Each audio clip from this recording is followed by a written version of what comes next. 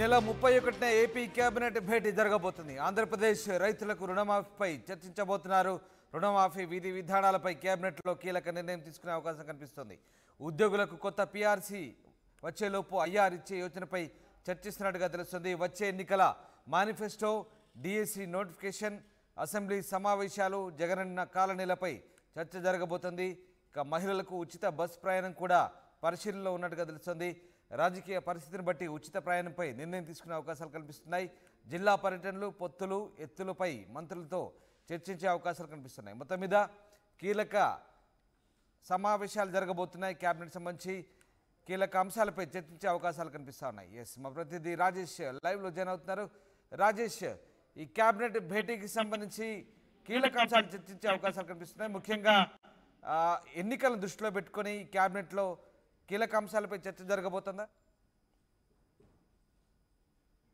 ఇదే last cabinet అయ్యే అవకాశం కనబడుతుంది. ఎందుకంటే ఫిబ్రవరి 2వ వారం లేదా 3వ వారంలోనే నోటిఫికేషన్ వచ్చే నేపథ్యంలో ఇదే ఆఖరి క్యాబినెట్ గా మంత్రులందరూ కూడా చర్చించుకున్నారు. ఈ క్యాబినెట్ లోనే రాష్ట్రానికి సంబంధించినటువంటి కీలక నిర్ణయాలు తీసుకునే అవకాశం కనబడుతుంది. అది ఎన్నికల కోణంలోనే క్యాబినెట్ నిర్ణయాలు ఉండే అవకాశం కనబడుతుంది. రామరాజు, దాంట్లో ప్రధానంగా నిరుద్యోగులు ఎదురు చూస్తున్నటువంటి డిఎస్సి సంబంధించినటువంటి టీచర్ పోస్టులకు సంబంధించి దాదాపు 26,000 ఖాళీలు ఉంటే 6 నుంచి 7,000 వరకు పోస్టులు రిలీజ్ చేస్తామని ప్రభుత్వం చెప్పింది. మంత్రి బొత్స సత్యనారాయణ కూడా శుభవార్త చెప్తామని చెప్పిన నేపథ్యంలో ఈ నెల ఎల్లుండి జరగబోతున్న క్యాబినెట్ లో ఈ డిఎస్సి నోటిఫికేషన్ సంబంధించిన క్లారిటీ వచ్చే అవకాశం ఉంది. వాటితో పాటు వచ్చే నెల ఫిబ్రవరి మొదటి వారంలో జగనన్న ఇళ్లకు సంబంధించినటువంటి ప్రారంభోత్సవాలు ఉన్న నేపథ్యంలో దానికి సంబంధించినటువంటి క్యాబినెట్ ఆమోదం తెలిపే అవకాశం కనబడుతుంది. మరోవైపు ప్రభుత్వ ఉద్యోగులకు సంబంధించి పీఆర్సీ వ్యవహారంలో ఇప్పటికే 12వ పీఆర్సీకి ఇప్పటికే ఒక కమిటీని ఏర్పాటు చేసి కమిటీ రిపోర్టు వచ్చేదా కాకుండా ఐఆర్ అనేది ఇంటర్మ్ రిలీఫ్ అనేది మధ్యంతర గుర్తు ఇవ్వాలని నిర్ణయిస్తుంది. దానికి సంబంధించినటువంటి విధి విధానాలపైన క్యాబినెట్ లో చర్చించి నిర్ణయం తీసుకోబోతున్నారు. వాటితో పాటు తెలంగాణలో అదేవిధంగా కర్ణాటకలో అమలు చేసినటువంటి మహిళలకి ఉచిత బస్సు స్కీమ్ కి సంబంధించి కూడా క్యాబినెట్ లో చర్చించి నిర్ణయం తీసుకునే అవకాశం కనబడుతుంది.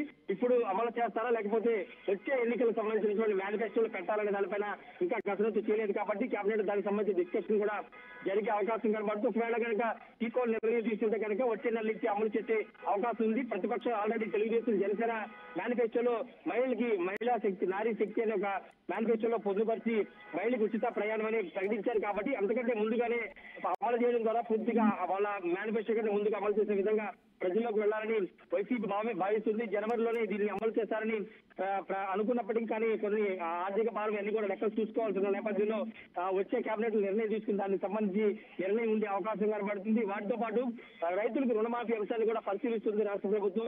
ఏ మేరకు నిధులు అవసరమవుతాయి, ఎంతమంది రైతులు ఉన్నారు, ఎన్ని కోట్ల నిధులు వెచ్చించాల్సి వస్తుందనే అంశాన్ని కూడా ఇప్పటికే ప్రభుత్వం కసరత్తు చేస్తున్న నేపథ్యంలో రుణమాఫీ అంశాన్ని కూడా ప్రధానంగా రేపు ఎల్లుండి జరగబోయే కేబినెట్ లో చర్చించి నిర్ణయం తీసుకునే అవకాశం కనబడుతుంది. వాటితో పాటు రాబోయే ఎన్నికలకు సంబంధించినటువంటి మేనిఫెస్టో రూపకల్పనకు సంబంధించిన అంశాలపైన కేబినెట్ లో చర్చిస్తారని కూడా చర్చ జరుగుతుంది. ఎందుకంటే ఆఖరి కేబినెట్ కాబట్టి మంత్రులందరూ కూడా ముఖ్యమంత్రితో భేటీ అయ్యేది ఆఖరి సమావేశం కాబట్టి ప్రభుత్వానికి సంబంధించి ఇంకేమైనా ముందుకు తీసుకోవాల్సిన అంశాలు ఉన్నాయా, ఫిబ్రవరి నోటిఫికేషన్ వచ్చే లోపు ఏమైనా కొత్త స్కీమ్ సంబంధించి కానీ ఇంకేమైనా రాష్ట్ర ప్రభుత్వం అమలు చేసిన అంశాలు ఉంటే వాటికి సంబంధించి కూడా చర్చించి నిర్ణయం తీసుకోబోతున్నారు. పూర్తిగా ఈ కేబినెట్ అయిన తర్వాత మంత్రులతో ముఖ్యమంత్రి ప్రత్యేకంగా మాట్లాడే అవకాశం కనబడుతుంది. ఎన్నికలకు సంబంధించి ఇప్పటికే సమర సంఘాన్ని పూరించారు. ఇప్పటికే సిద్ధం పేరుతో జగన్ సభలు నిర్వహిస్తున్నారు. నేను భీమిలో సభలు నిర్వహించిన నేపథ్యంలో రాబోయే రోజుల్లో ఎక్కడెక్కడ సభలు నిర్వహిస్తా ఏ విధంగా ప్రజలకు వెళ్ళాలి, మంత్రులందరూ కూడా ఏ విధంగా ప్రజలకు వెళ్ళాలనే అంశాన్ని కూడా రేపు ఎల్లుండి జరగబోయే కేబినెట్ చర్చించబోతున్నారు. రామదాస్, అలాగే రుణమాఫీకి సంబంధించి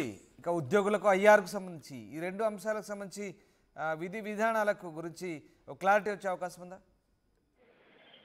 ఖచ్చితంగా రుణమాఫీ అనేది చాలా పెద్ద స్కీము. రైతులను ఆకట్టుకునే విధంగా గతంలో 2014లో టీడీపీ హయాంలో మేనిఫెస్టో ఇచ్చిన కారణంగానే ఆ టీడీపీ అధికారంలోకి వచ్చిందనే ఒక విమర్శ కానీ ఆరోపణ కానీ వైసీపీ చేస్తుంది.